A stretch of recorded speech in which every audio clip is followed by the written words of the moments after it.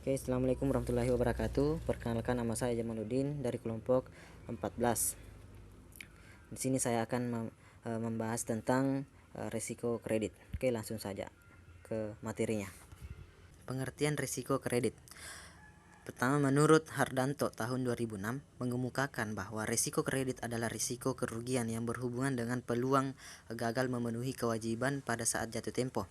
Dengan kata lain, risiko kredit adalah risiko karena pinjaman tidak membayar utangnya. Kedua, menurut Sastradi Puera tahun 2001, risiko kredit merupakan salah satu risiko yang umum dihadapi oleh bank dalam pemberian kredit.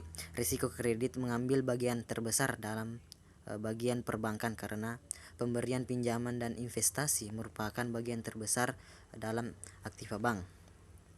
Selanjutnya, besarnya risiko kredit terdiri dari dua faktor. Pertama, besarnya eksposur kredit.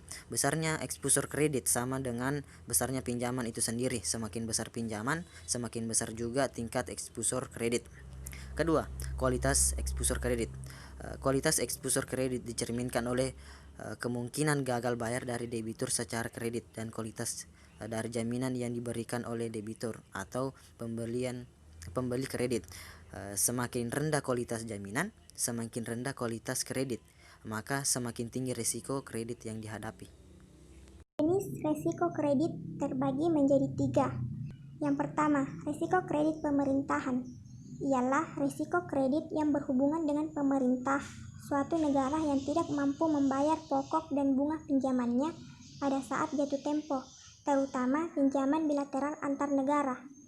Yang kedua, risiko kredit korporat, yaitu risiko gagal bayar dari perusahaan yang menerbitkan surat utang gagal bayar dari perusahaan yang telah memperoleh kredit, serta gagal bayar dari perusahaan memperoleh penyertaan modal. Risiko korporat ini lebih berisiko dan lebih sering terjadi di dalam bank. Yang ketiga, risiko kredit konsumen, yaitu risiko kredit yang terkait dengan ketidakmampuan debitur perorangan dalam penyelesaian pembayaran kreditnya. Manajemen risiko kredit. Menurut John Putra 2004 ada beberapa cara pengelolaan risiko kredit, di antaranya penyaringan. Cara ini menekankan pada pencegahan agar gagal bayar terhindar. Perlu tim yang baik untuk melakukan analisis dan pemerintahan nasabah sehingga nasabah yang melakukan moral hazard dan moral hazard bisa dikeluarkan dari daftar calon nasabah. 2. Program perbatasan. Perusahaan menetapkan kebijakan untuk membatasi besarnya kredit yang diterima oleh satu nasabah atau satu grup nasabah. Yang ketiga yaitu diversifikasi. Kredit perusahaan menetapkan kebijakan mengenai diversifikasi pinjaman yang dikaitkan dengan pembatasan di atas. Kebijakan diversifikasi dapat berupa yaitu sebaran kredit berdasarkan perusahaan, sebaran kredit berdasarkan industri, sebaran kredit berdasarkan ukuran perusahaan, dan sebaran kredit berdasarkan sektor.